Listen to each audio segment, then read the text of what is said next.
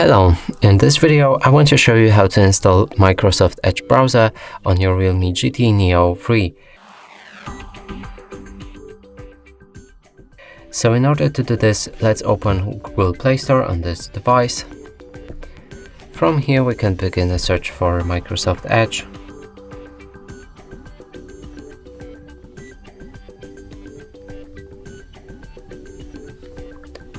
Hit the search button. Now we can select this app and install it.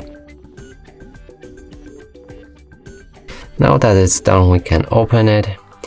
From here we can sign up in order to turn on sync for this browser, but I'm gonna do it later. You can do it by clicking on sign in to sync or add account. So let's skip that.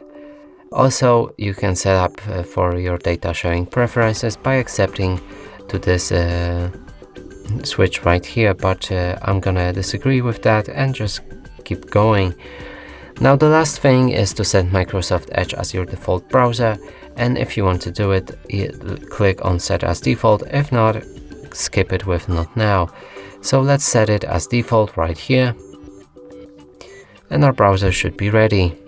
And that's it for this video. Hope you like it. Please consider subscribing to our channel, leave a like and a comment below.